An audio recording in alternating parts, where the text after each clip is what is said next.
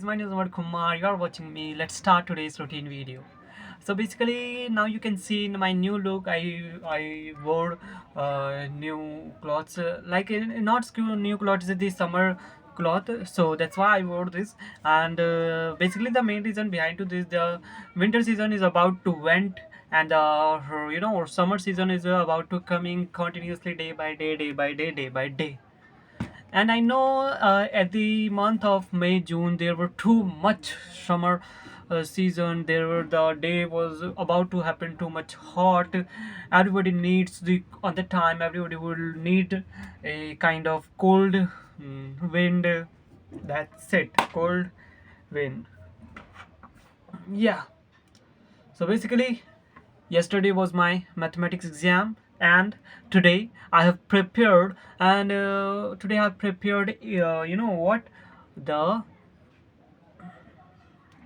economics. So basically, let me first of all tell you. Let me first of all tell me the today's routine. After that, I'll tell you what will I do. So basically, today is my no tuition in the morning. So that's why I've decided that I should do something. What should do something? What to do something? Let me tell you briefly. So basically, yeah, one thing. I woke up at around 9. After waking up at the 9, I studied at the only learning purpose. Learning. I'm just trying to revise without using my mobile. I revised the chapter, the national income. But I don't need to open an open notebook because I have revised and I learned. So let me explain you what I have learned.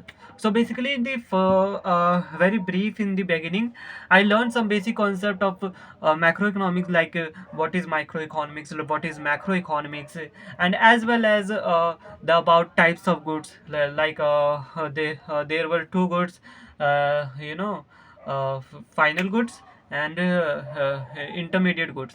I Intermediate goods is a word which defines their meaning. Intermediate goods, which is used for a intermediate consumption, which are main purpose for their resale or reproduce. That's it. And in final goods, we have two goods. We have two types of final goods. First is capital goods, and second is consumer good. So capital goods means like machines, and the firm who have purchased for their production, like machines was a final good according to the firm, and it will use to regenerate, to grow their business cycle. And the consumer goods, for final purpose, like I purchase this for final purpose. I'm not reselling it, I'm not reproducing it again. Not, it's only a single time use, and I'm using, and it's final consumption. After that, I studied stock and flow. In single word, in single line, stock is basically measured at a point of time, and flow is measured on the period of time. Do you understand? So yeah, and the stock method will not used is not used to calculate national income, and vice versa at the same case of flow. At the flow concept, we use national income to calculate it. National income uses to calculate the flow concept. That's it. uh, First of all, let me saw that am I in national income, am I right or not? I have to go stock and flow. Yeah, national income. I'm right. After that, I studied factor income and transfer income. Factor income is the that income which are generate from factor services by providing services, by doing the work. And transfer income is the that income which where no any kind of rendering work happened. So that's it. And factor income is the bilateral transaction, and transfer is unilateral. Factor income used to calculate national income, and transfer is income will not use to calculate national income. And after that, I've studied, let me saw the topic name so that I can devise proper manner.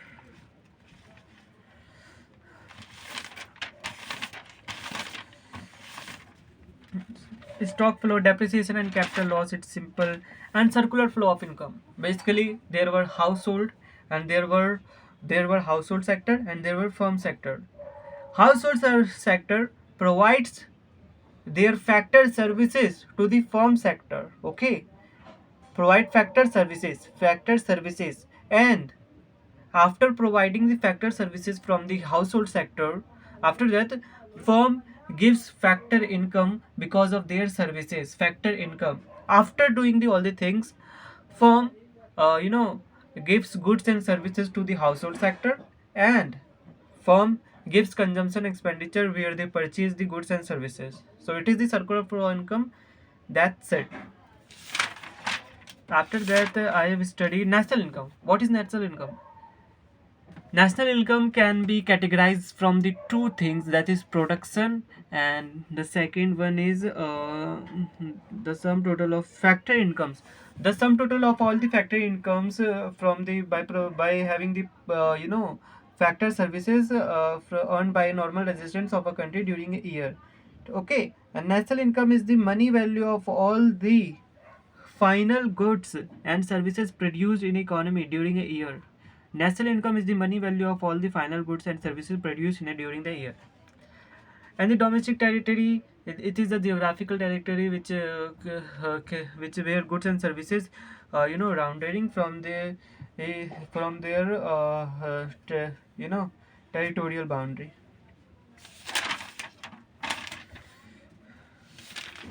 In our domestic territory also includes the oil and natural rigs, and ships, aircraft, Indian defense embassies.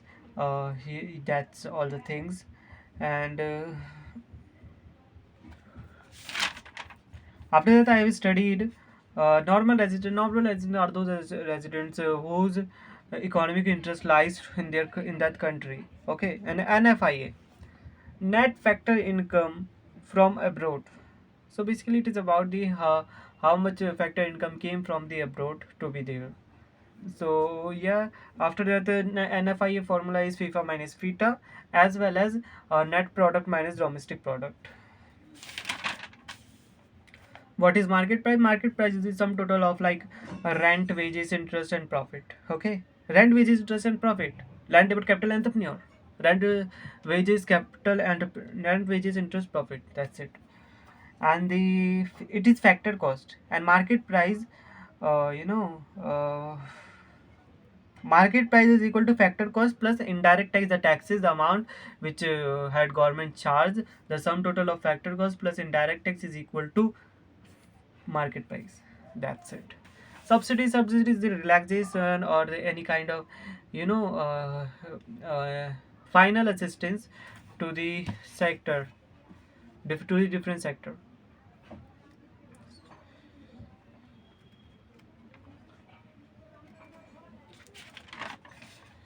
Now we have two GDPs. One is real and the another is nominal. Basically, according to the economist, uh, real GDP is better to calculate the growth of, or the what is the opposite of growth, down of up and down of national income is the better tool to calculate, because it takes the constant price for the every year. Like there were 200 boxes produced in 2001 whose price was 10 rupees, and 2024 there were 500 boxes. So that 500 boxes also calculate with the price which have already at the constant rate coming from 2001 to 2024, the price was 10. But in nominal GDP, the price was differ from year to year. Like in 2001, 10 rupees. In 2024, 50 rupees. So it is not the good tool, but real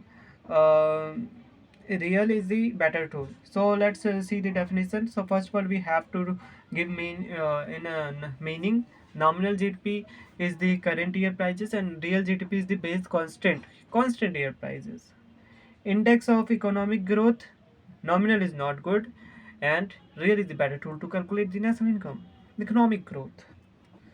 Cause and change affect nominal GDP. Basically, it is affected by change in price and quantity both. But in case of real GDP, it is affected by change in quantity only. Other GDP, GDP at current price, and then real GDP, GDP at constant price. The formula of finding the nominal GDP is P1 into Q1, and the formula to find the real GDP is P0 to P0 to P0 into Q1. Now, after that, I've studied the topic of conversion. What is conversion? Conversion is nothing, just a converting one thing from to the different. Like I have, like a Pokemon. Have you saw Pokemon before?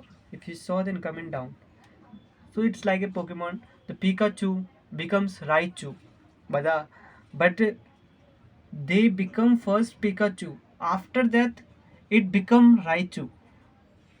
Similar, one Pokemon is also Charmander. That Pokemon become Charizard, and one Bulbasaur. I don't know what is their new avatar. Uh,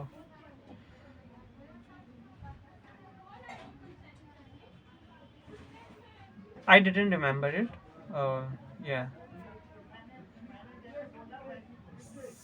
So these all the things, like similarly in case of conversion, like if we have given a one product like dairy milk, we have to make that cake by putting it. Similarly, if we have given the GDP at MP, so how can we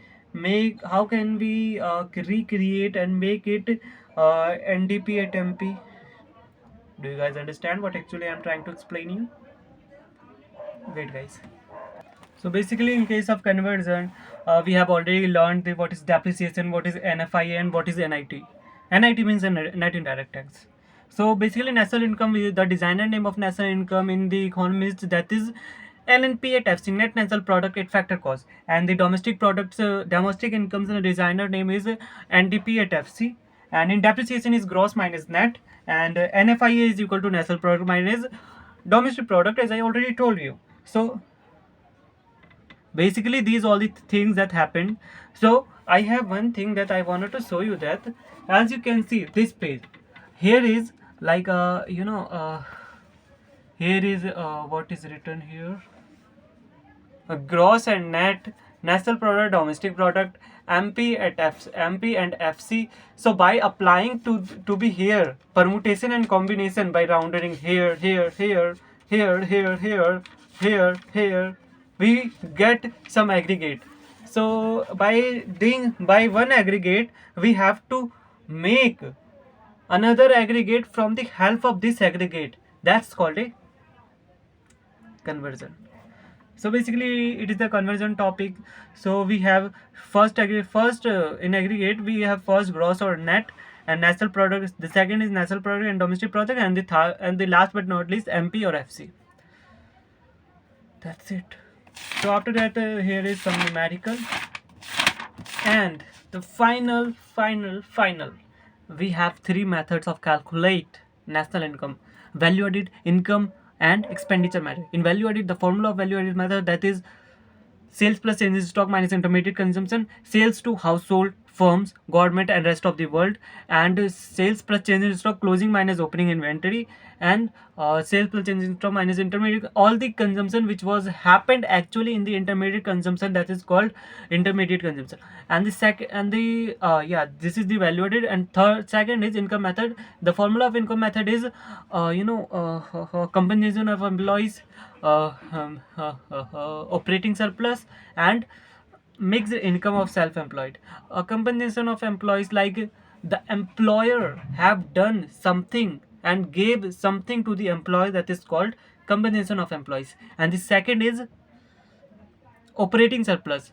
Operating surplus is basically, it is that surplus which, after giving all the salaries, wages, after giving all the other remaining, at the end the profit was remaining, that is called operating surplus. Here are three types of operating surplus: rent, profit, interest. Rent, profit, interest. So basically the first is rent, and the second is profit, and the third is interest. But in profit we have three something. In profit we have three types, that is corporate tax, retained tax, and the last one I didn't remember it. Yeah, corporate tax, dividend, and retained earnings. Okay, so and in mixed income it already gives in the question mixed income. So it's basically rent, wages, interest, profit. That's called a mixed income. So the last but not least, the method of calculating national income, that is expenditure method. In expenditure method, we have to find all the expenditure happened. That's called a national income. So basically, the formula of this method is private finance, private final consumption expenditure, government final consumption expenditure. Wait, guys. Private final consumption expenditure plus government final consumption expenditure plus gross domestic capital formation plus net export. So private final consumption expenditure is the all the expenditure happened from the household or private sector. Household, you can imagine that it's household, and government, it is the expense of government, and gross domestic capital formation is the about firms expenses for their purchasing of inventory, etc., etc. And net export is equal to export minus import. But here is, in this formula we have something new, that is this, that is, what is this? This is gross domestic capital formation. It is very, a kind of, very tough in exam, but I have learned this. What is about this actually? We have given uh, if we have given NDCF, so net gross, so I have to add depreciation. And if I have given GDFCF, this is gross domestic fixed capital formation, so I have to add change in stock. If I have given NDFCF, so I have to add depreciation as well as stock, change in stock. Yeah. So this is what that I have studied. After that I went to the, after studying this, after that I went to the ground floor, and I have taken the bath. I put my clothes, as you can see, summer clothes, and I have taken the, I didn't translate lota word in English, I will tell you soon. So after that I've taken lota and put water to be there, and as well as chandan, and after that I put water to the sun, and after that I worshipped, and after that I cooked Maggie, and after that I came to the first floor after bringing Maggie. After that I ate by watching phone of studying video, and after that I started learning GDP and welfare, but I have still not completed that. So after shooting this video I will complete GDP and welfare first. So after doing all the things, what I have done what I have done,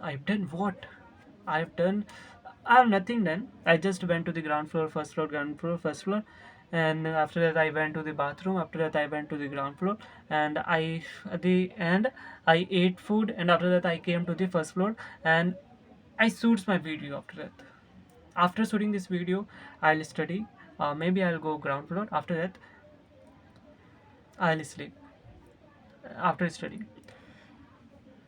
So I shoot my video as soon as possible, because I don't want that anybody got disturbed because of me, because here are too many people were sleeping, that's it, and their sleeping cycle got broken. So yeah guys, this is the what that happened today. I hope you really enjoyed this video. If you really enjoyed this video, then kindly please like it. If you like my videos, it really motivates me and encourages me to upload more and more videos. So basically let me make it the target. What will I do? I'll do GDP and welfare.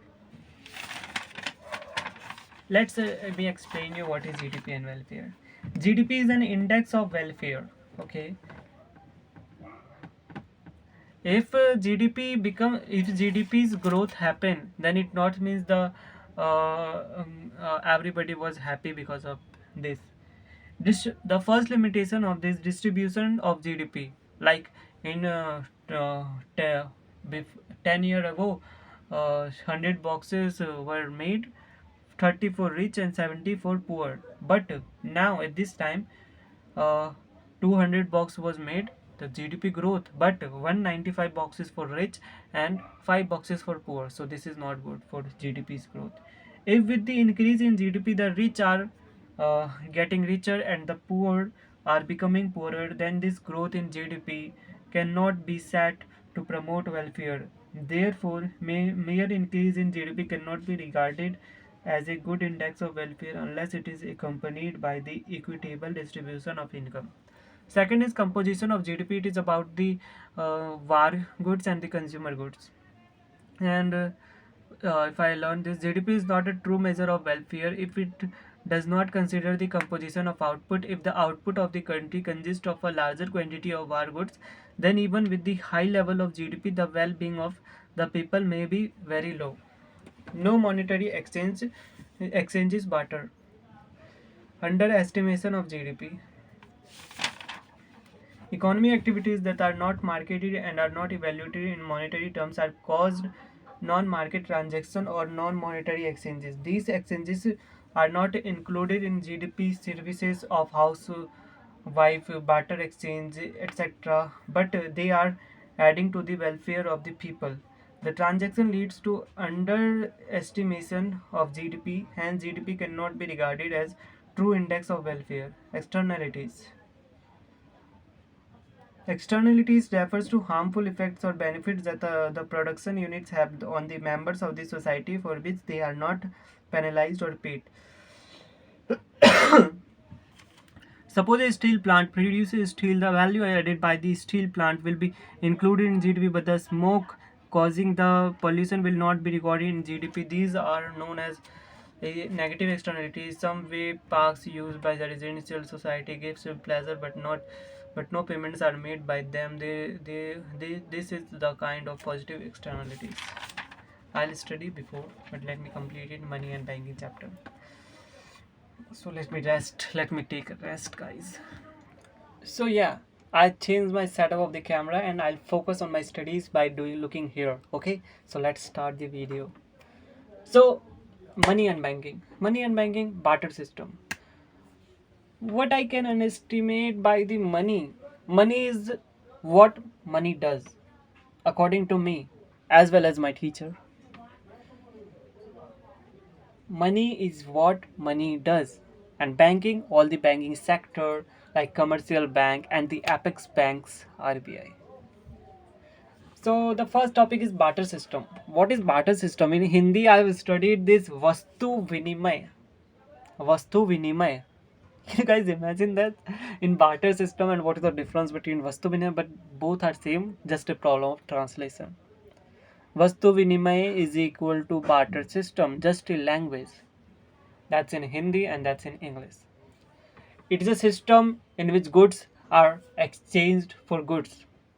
Barter system is nothing, just a system, a kind of tradition where on the time no any money facility, and everybody got everybody got don't have money, and they just doing the commodity to commodity economy.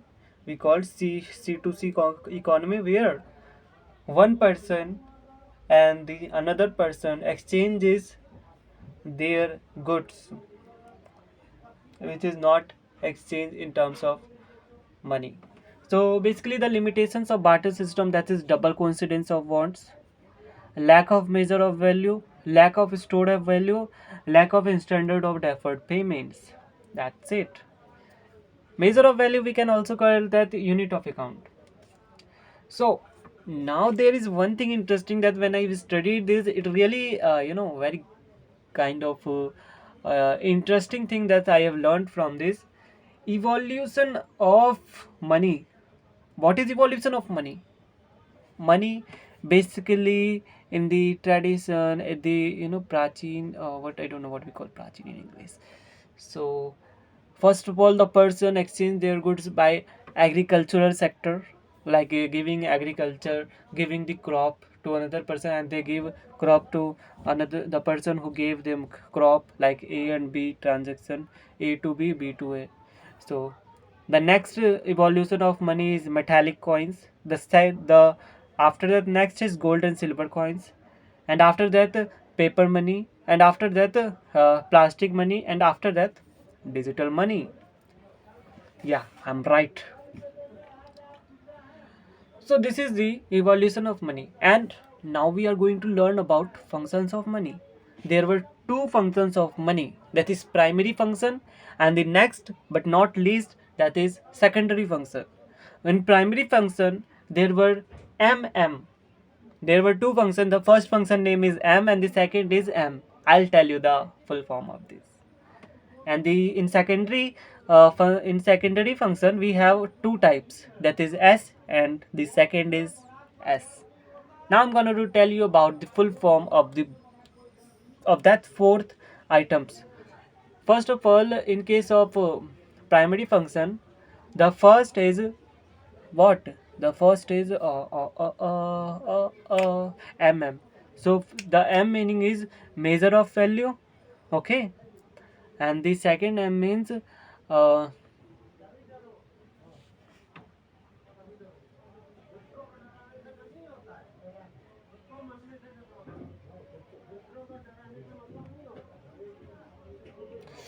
shit, medium of exchange. Okay, measure of value and medium of exchange. In secondary there were two s, that is first is standard of deferred payments and store of value. So this is the function. So if I study in brief, that is medium of exchange, act of sale and purchase due to money only. It removes the limitations of barter, that is double coincidence of wants. Measure of value, unit of account, all the goods and services have value which can be measured today in terms of money. It allows comparison. It allows comparison. Stored of value, wealth can be easily stored. Purchasing power can be shifted from present to future. Okay, okay, store.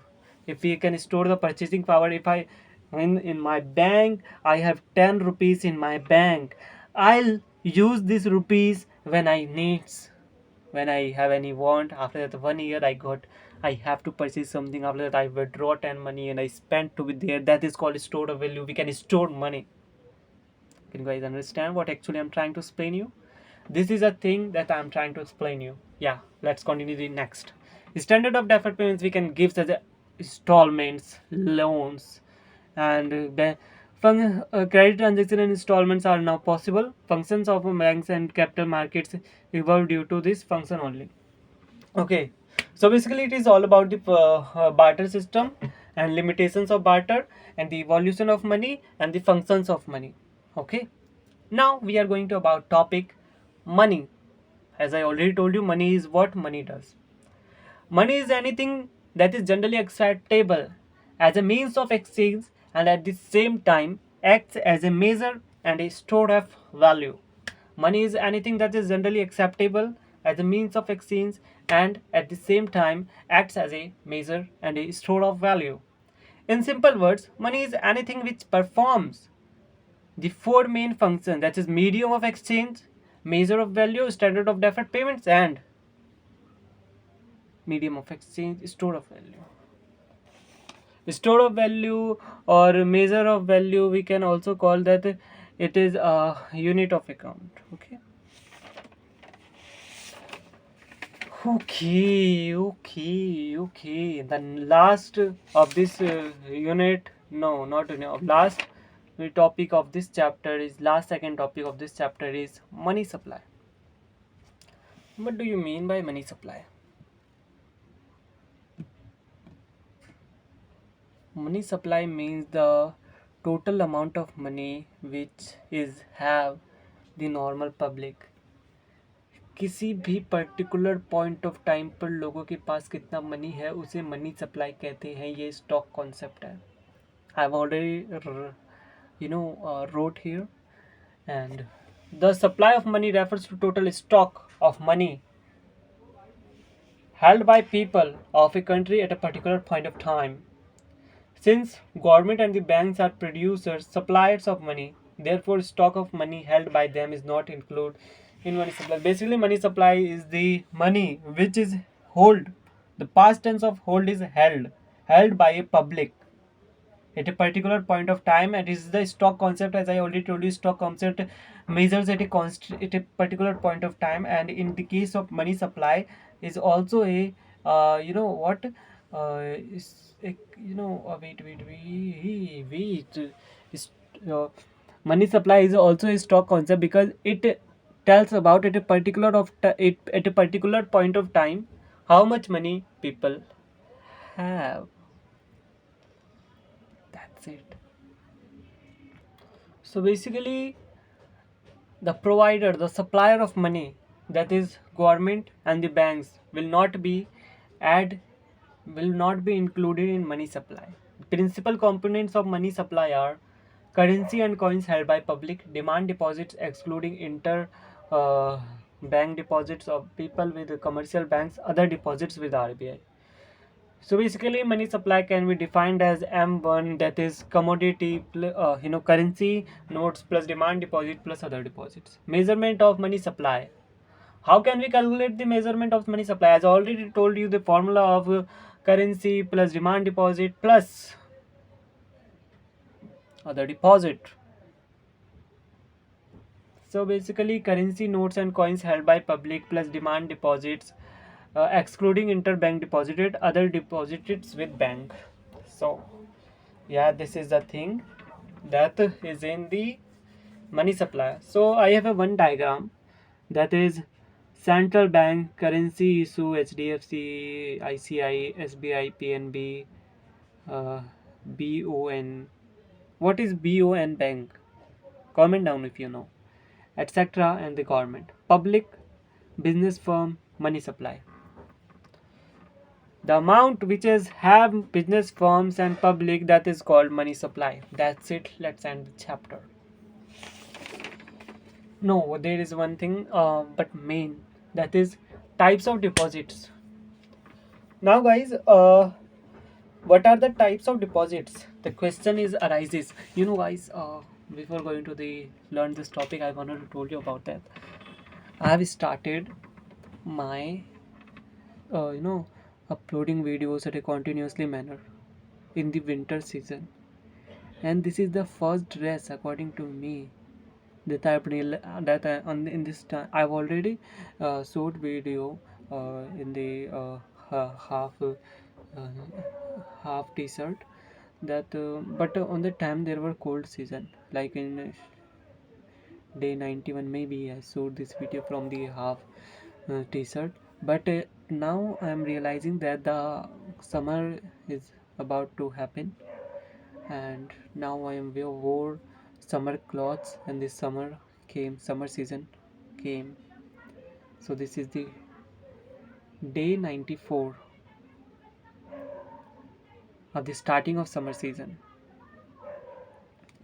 3 months before, I'm in full jacket, and after 3 months like this time I wore summer clothes. It's fantastic. Let's continue. Types of deposits, like there were too many persons like Reliance companies as well as the public deposits their money to the bank. Okay,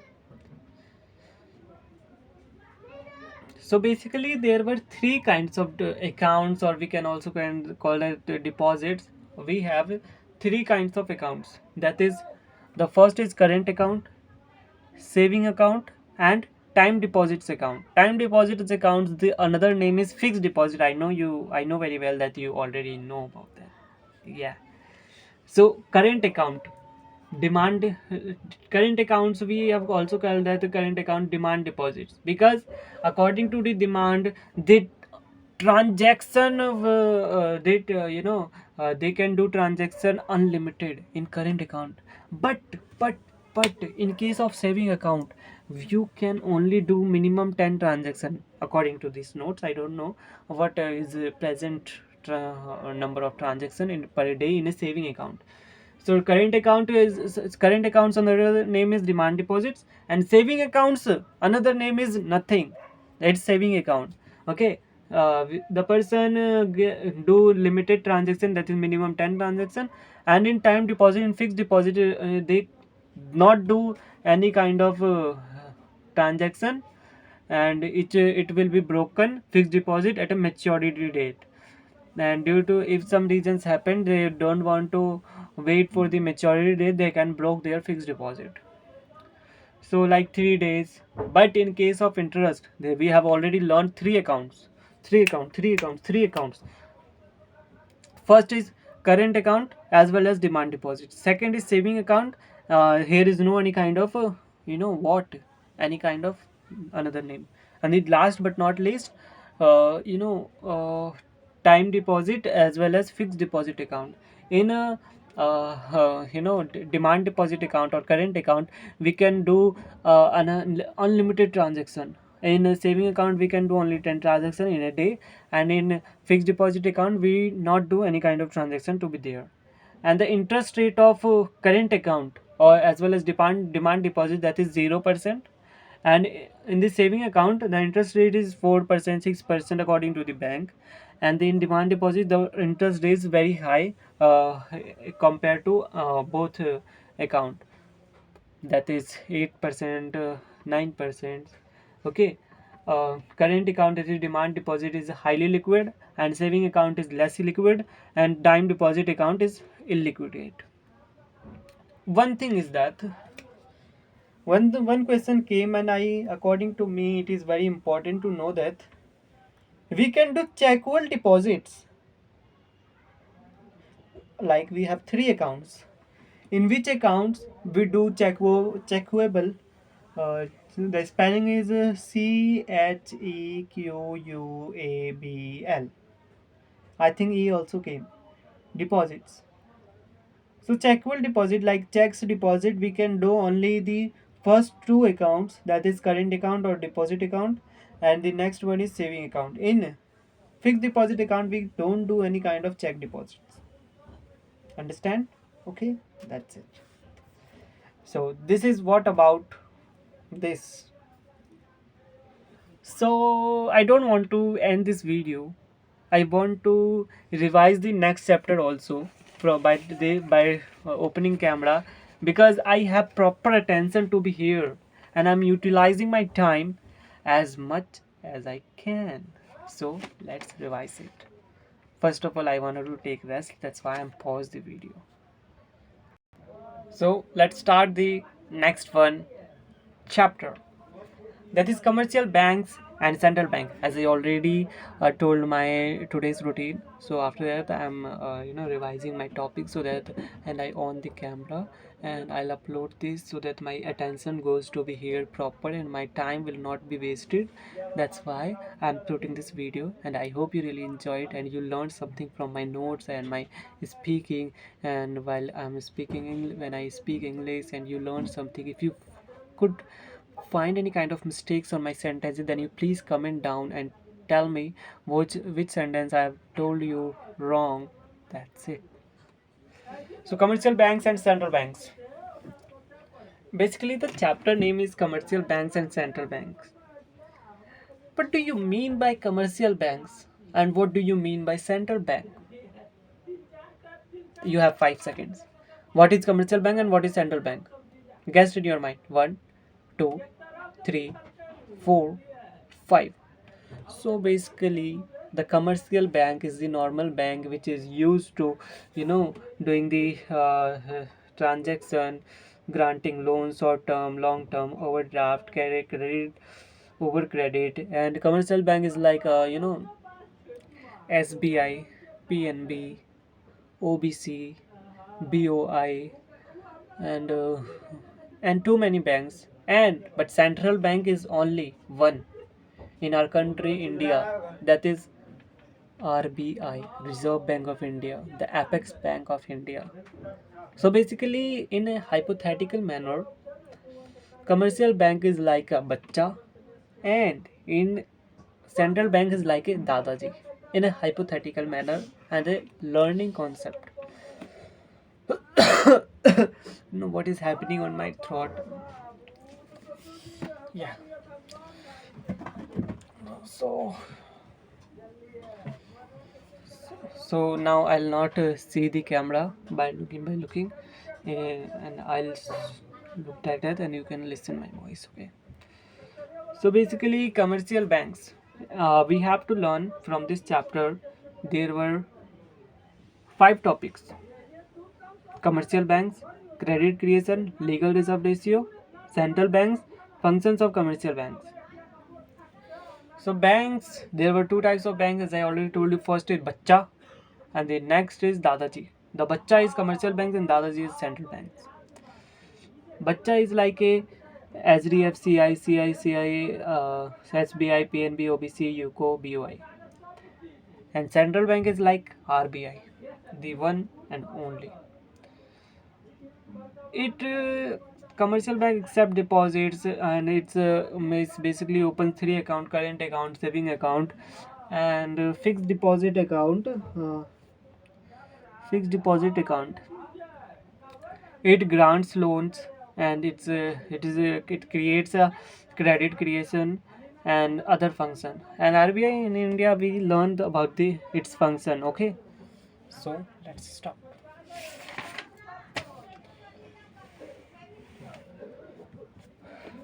So the first point is ICICI Bank is a bacha.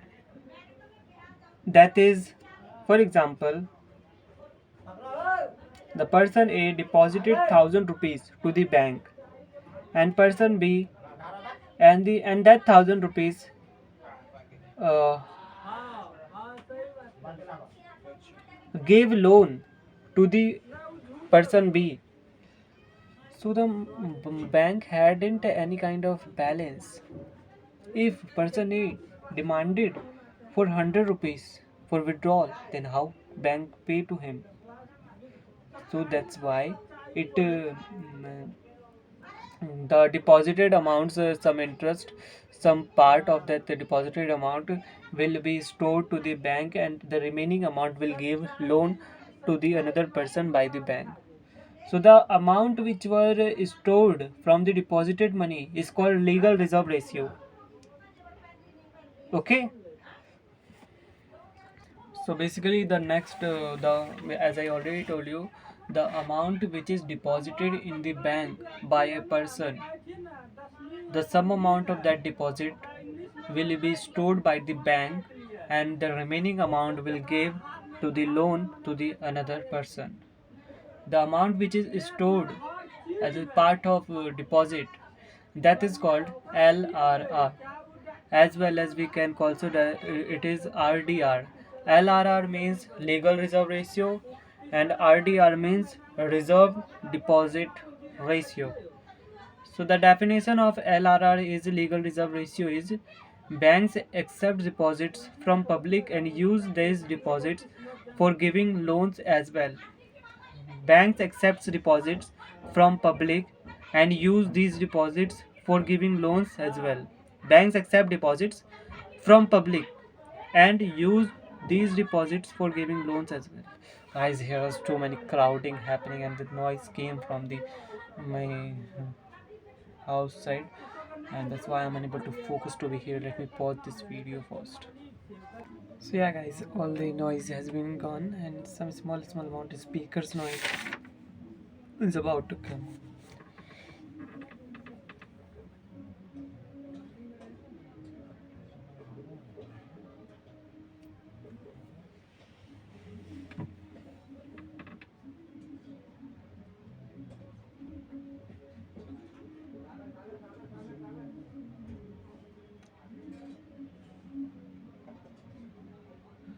Suppose that the person A deposited some money to the bank. The amount which is 1,000 rupees he deposited, and the 20% of the deposit means 200 deposited is stored bank, and the remaining 800 rupees gave to the person B. That is that 2%, 20%, 200 rupees is called LRR, legal reserve ratio. And reserve ratio divided into two categories, that is cash reserve ratio and statutory liquidity ratio. Cash reserve ratio is the that amount which is given to the central bank by the commercial bank, like ICICI Bank gave 180 rupees from their 200 rupees to the RBI. That is called cash reserve ratio, CRR. And the statutory liquidity ratio, the amount which is remained that is in the form of cash, gold, government securities, etc. Okay, so here is the diagram, as you can see. Now let's do some theoretical knowledge. Let's have some theoretical knowledge. Commercial banks. A commercial bank is a financial institution which performs the functions of accepting deposits from the public and making loans and investment with the objects of securing profits. A commercial bank is a financial institution which performs the functions of accepting deposits from the public and making loans and investment with the objects of securing profits. Okay. Legal reserve ratio or reserve deposit ratio. Bank accept deposited from the public and use these deposit for giving loans and as well. However, bank cannot use whole of deposit for lending. It is required for the bank to keep a minimum fractions of their deposits as a reserve fixed by central bank, and this is known as legal reserve ratio. Now, a bank creates a credit creation, like it creates the credit create and it creates money. All the commercial banks in the country is treated as and uh, single units and is termed as banks. All the commercial banks in the country is treated as single units and is termed as banks. All the commercial banks in the country is treated as single units and termed as banks. There are no cash receipts, no payments. That is, all the transactions are routed through banks only. Like a person deposited rupees 800 to their bank. A person deposited rupees 1000 to their bank, and that amount 800 gave loan. The person who got loan of 800, they deposited 640, after that 640 to 512, and so on so on. And at the end, when the minimum reserve would be 1000 and deposited 5000 and loans 4000 given. So this is called credit creation. So how total deposits or credit creation is calculated? It's also, it multiplies the money. Formula of credit creation or the total multiplier or the money multiplier is the primary deposited, that is 1000 rupees, into 1 upon LRR. The ratio, like I've already told you, that 20%, that is LRR ratio. So we can divide LRR. So the primary deposit according to this example 1000, and it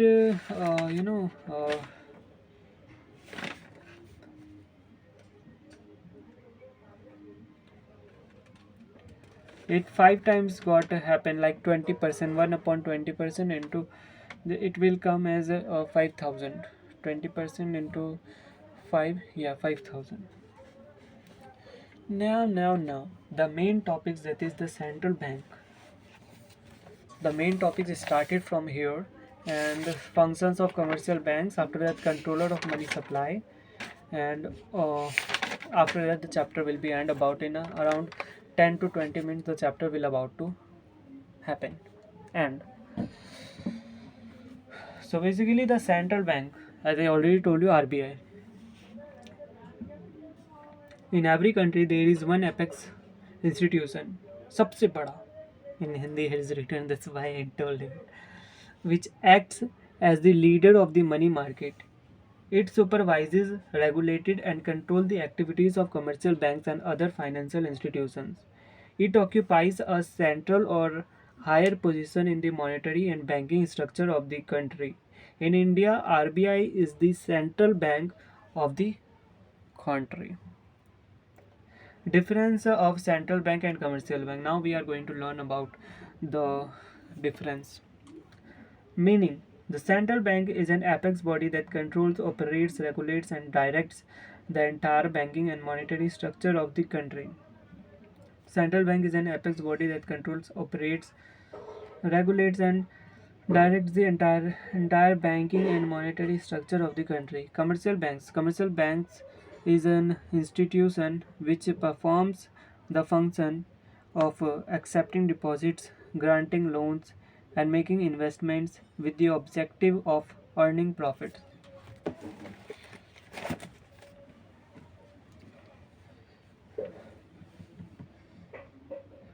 Status.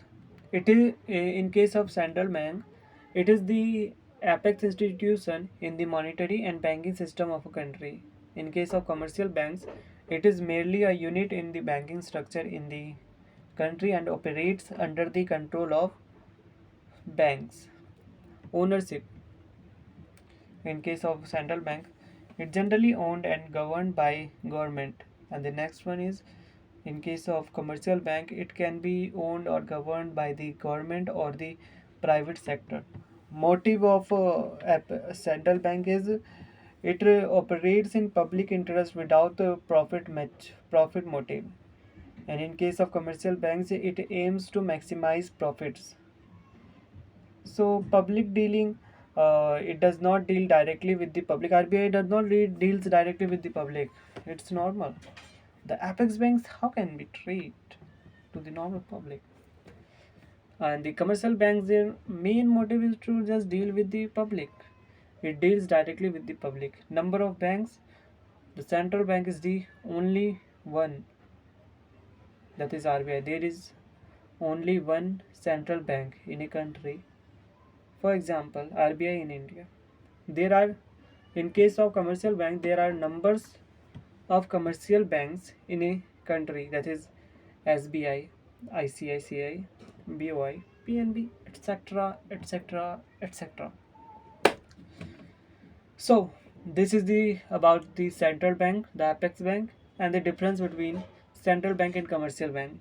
Now we are going to learn about the most important topic, functions of commercial banks. Okay, functions of commercial bank. Now, what's the function of commercial bank? Let me rest, guys. After that, I'll sort.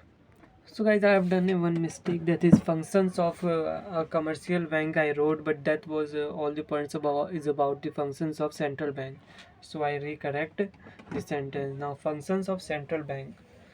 What is functions of central bank? What do you understand by this? It means what are the functions of the RBI towards the all the commercial banks, to the governments, to the public. Okay. So bank of issue.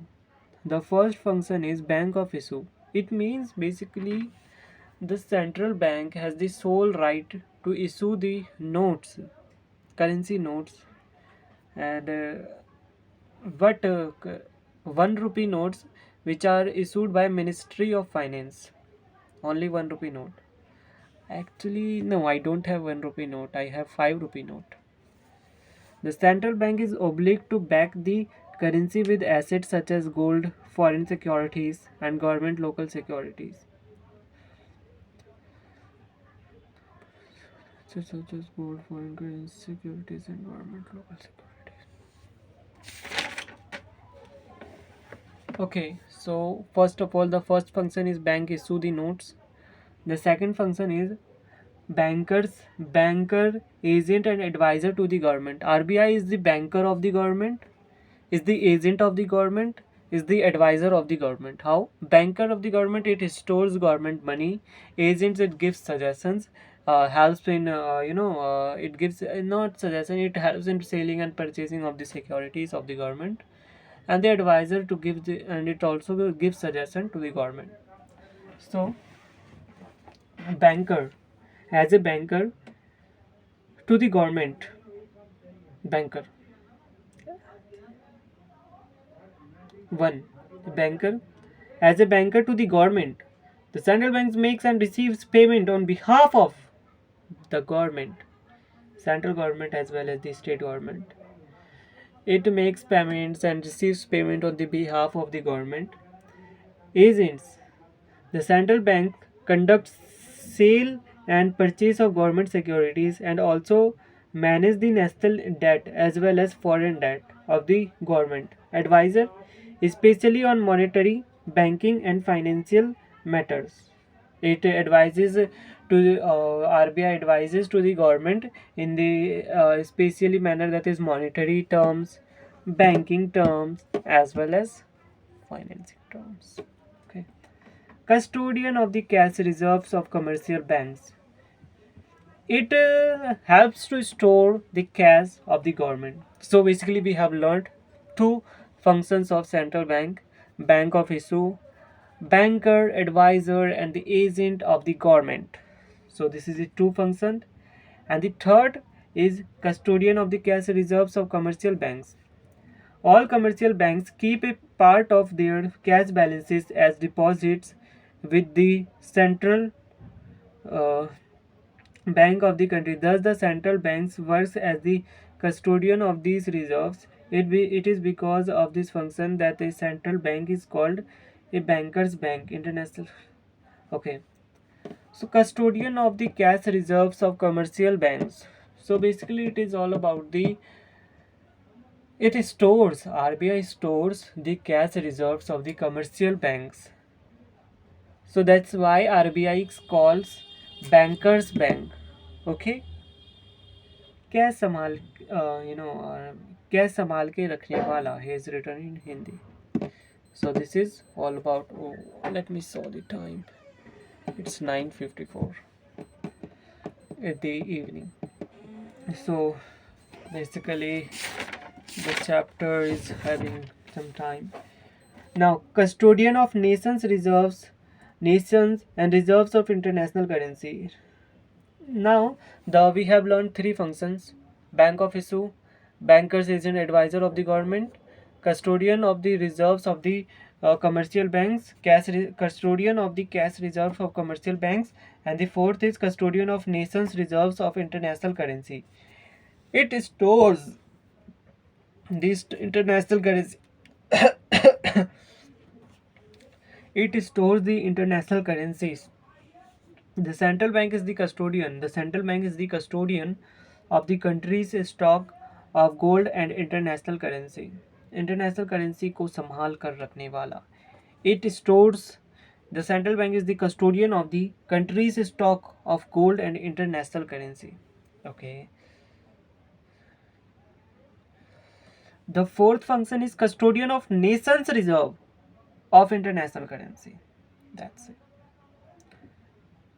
The basically it has seventh function. The seventh function is the most important function.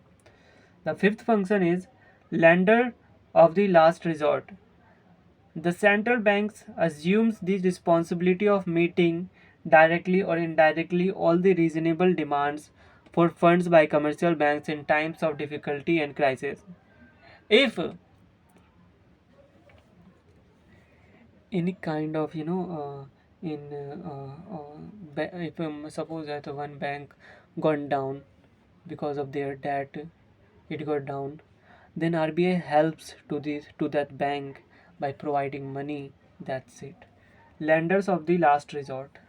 The central bank assumes the responsibility of meeting directly or indirectly all the reasonable demands for funds by commercial banks in time of difficulty and crisis. That's it. The central bank assumes the central bank is the, the central bank assumes the responsibility of meeting directly or indirectly all the reasonable demands for funds by commercial banks in times of difficulty and crisis. Banks of central clearance or clearing house function.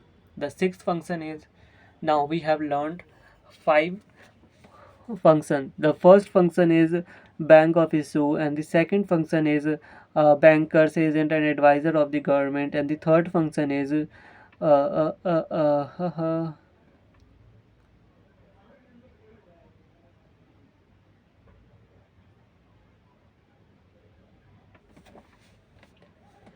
custodian of the cash reserves of commercial banks, and the fourth function is custodian of the nation's reserve of international currency, and the fifth function is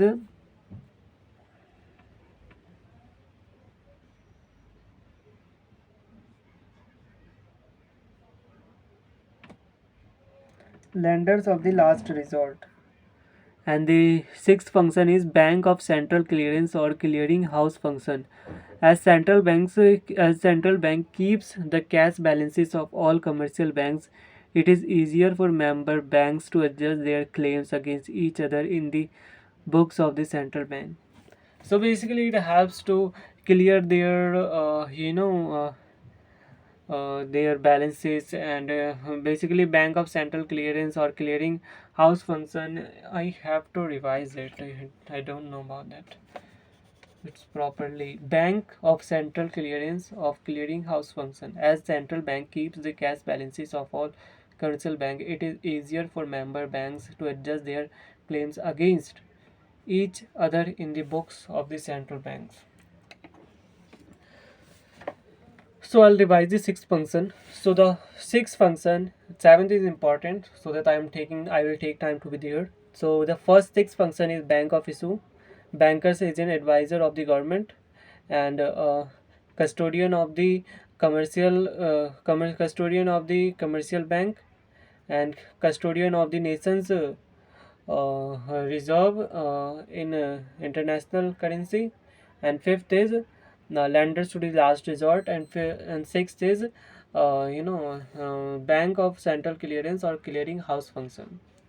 Now the last but not least is credit creation. Controller of money supply.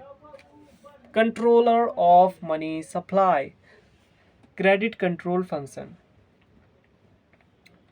So basically, controller of money supply are this is the most important function to control the inflation or deflation by controlling the money supply of the commercial bank in the country.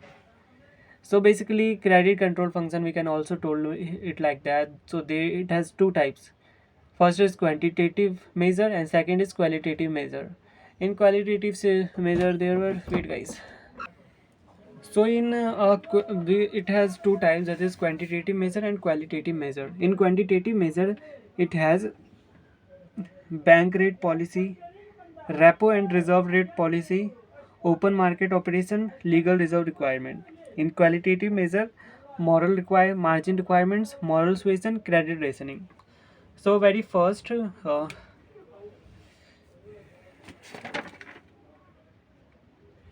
guys, the seventh point I'll discuss tomorrow after revising this. Okay. So this is the what guys that happens today. I want to end this video. I hope you really enjoy this video. And if you really enjoy this video, then kindly please like it. If you like some videos, it really motivates me and encourages me to upload more and more videos at a consistent manner without skipping any day. It really motivates me to upload at a continuously manner. So if you first of all, if you find any mistake while I am I was speaking to be here, so kindly please comment down that what I have done the wrong sentence, what I have spoke wrong sentence. So guys, let's end the video guys. See you, Radhe. Bye bye.